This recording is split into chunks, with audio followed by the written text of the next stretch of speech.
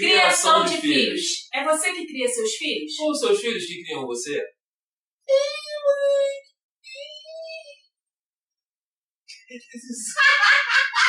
Não é isso não, gente. Não tinha aí. Agora foi.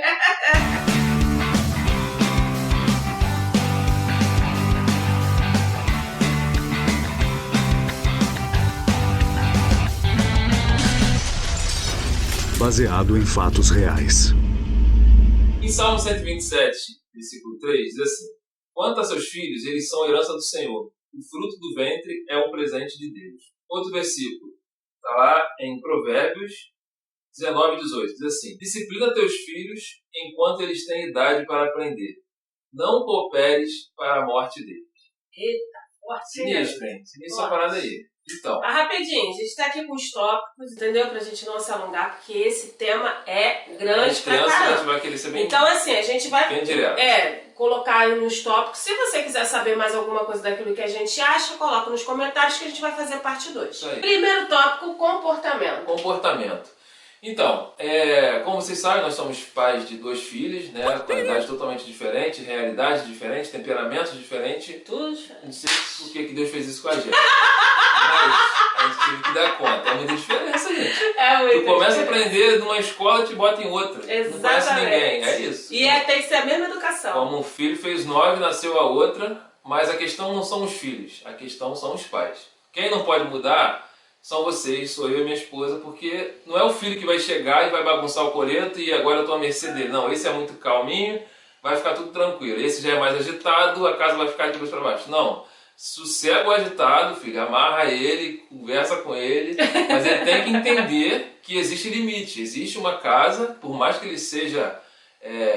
tenha energia, mas a energia dele tem que ser gasta em algo bom, algo produtivo, no esporte, não sei lá o que, como algumas pessoas fazem. Então, comportamento é algo que depende única e exclusivamente dos pais. Como eu costumo dizer, né, a gente conversa em casa às vezes sobre esse assunto, ou sobre situações que a gente vê na rua e que a gente fica...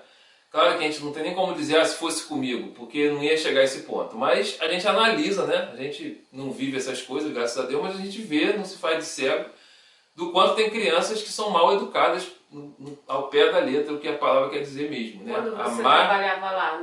A má educação vem dos pais, porque quem educa são os pais. Eu trabalhava em comércio e tinha situações que a criança entrava mexendo no shampoo, nas paradas lá da farmácia, e aí o pai fica com aquele papo, ou a mãe, né? Ó, o moço vai brigar! E o moço lá, ó, aqui, ó, socando a mão, quase socando a cara da mãe, com esse papo de um moço. Que raio de moço é esse que eu nunca vi? Gente, né? O moço, velho do saco. O velho vai pegar, moço. o moço vai vir do além. Polícia, sai fora! Fica botando um medinho de uma parada que chega uma hora que enjoa, porque nunca chega o moço. Porque se o filho não obedece o pai, não vai obedecer o moço. Exatamente. O moço tem seus filhos e seus problemas. Então vai ficar se metendo na filha dos outros porque foi solicitado. Não vai.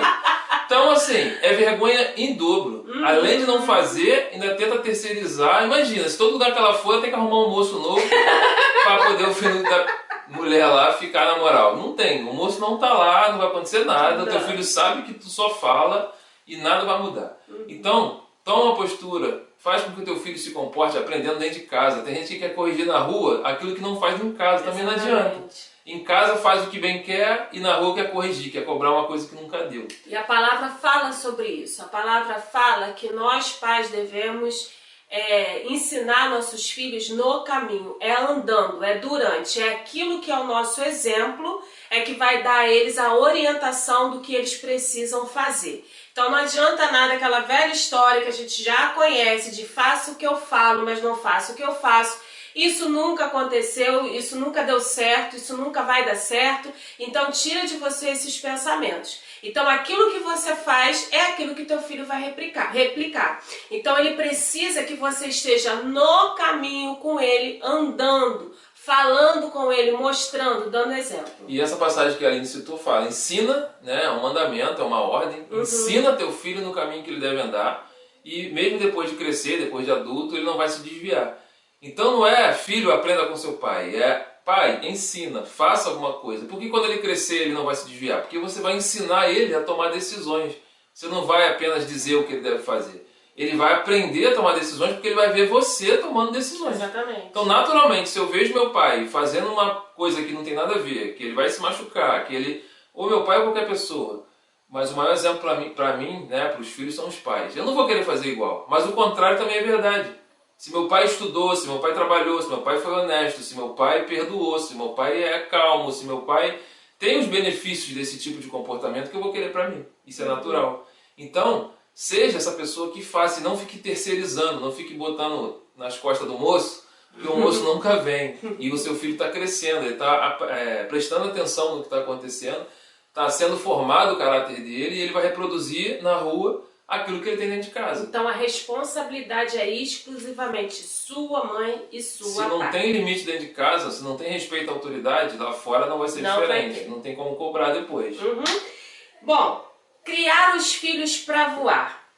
Gente, isso aqui é muito sério. Porque tem muitos casais que se separam logo depois que os filhos casam, porque a única coisa que tinham em comum eram os filhos. Eles criaram aqueles filhos para eles, e quando esses filhos foram embora, eles já não tinham mais nem prazer às vezes na vida. Nem assunto porque não cultivou mais, né? Exatamente. Então a gente não cria os filhos para ficar debaixo das nossas asas. Nós criamos nossos filhos para terem asas e voar. Caraca! Vou até sair agora, ó. Que isso? E eu vou te falar mais. Esse pensamento Fale mais sobre isso. é o certo, mas não é um pensamento fácil. Eu, particularmente, já me peguei pensando do dia que minha bichinha vão casar. Eu já falei. Desesperado! Se aparecer alguém aqui querendo namorar elas, vai apanhar.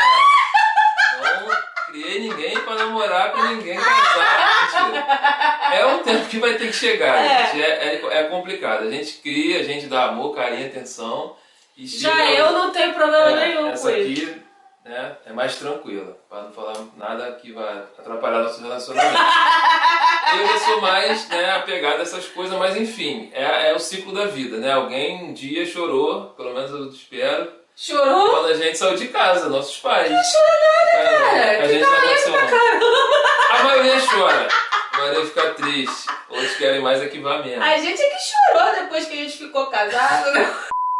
E aí passa esse tipo de pensamento, de que é meu, de que é do meu jeito. Aí fica, né, eu ouço às vezes o pastor Anderson Silva, né, quem não conhece. Exatamente, homem de Deus. É um cara que tem um corpo na tatuagem, assim, né, ele tem mais tatuagem do que corpo.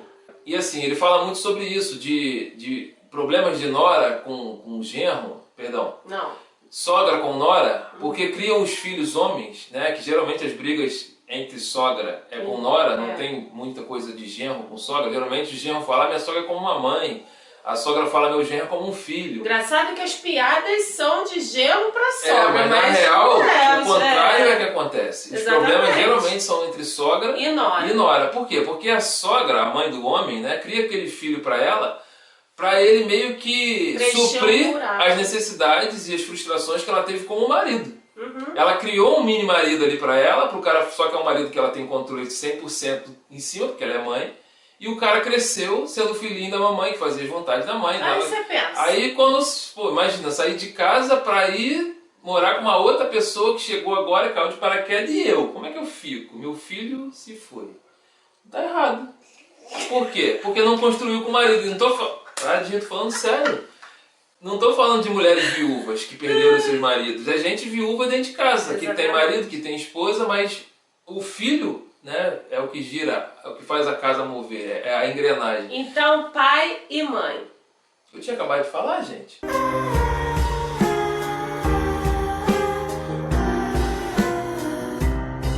Só concluir. Conclua, então, porque você fala pra caraca. Tem que fechar meu pensamento aqui. Volta aqui. O filho não pode ser a engrenagem principal da família, da casa, porque se ele sai, a casa para. Então vocês precisam continuar construindo entre vocês dois relacionamento, amizade, admiração, ajuda mútua, fechar um com o outro quando tiver um filho na história fazendo alguma coisa errada, é vocês dois para resolver o problema e não se juntar o filho e virar uma desgraceira só na casa. Então o filho não pode reger a casa, né? A gente falou de comportamento, mas agora existe a culpa nossa, de eles crescerem e a gente vê eles como uns reizinhos da casa E um dia eles vão embora, cara. Bota na cabeça, É um natural. dia eles vão embora, como você foi das casas dos seus Exatamente. pais. Então é natural. Então não pode o relacionamento acabar porque os filhos se foram.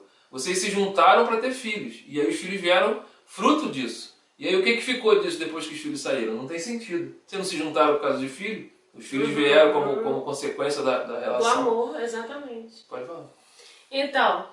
Então, vocês criam seus filhos para terem confiança na vida, para serem cidadãos que têm segurança, para que possam voar.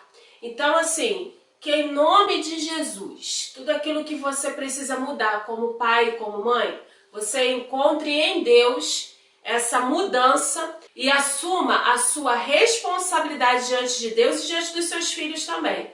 E aí, cara, criança é bênção, filho é bênção, adolescente, esse lance de aborrecente. Cara, sinceramente, eu tenho uma filha de 20 anos, tenho uma filha agora de 11 e eu não passei por nenhuma aborrecência com o Eduardo e não vou passar por nenhuma aborrecência com ela em nome de Jesus por causa do nosso posicionamento. Então, assim, nós somos, graças a Deus, e por causa do princípio da palavra que é aplicado por nós somos muito felizes com a nossa geração. Amém? Considerações finais. Tchau! Pra você e faz as paradas direito. Deixa teu filho mandar em tu não, maluco. Para de ser bobo. Cuida do teu filho direito.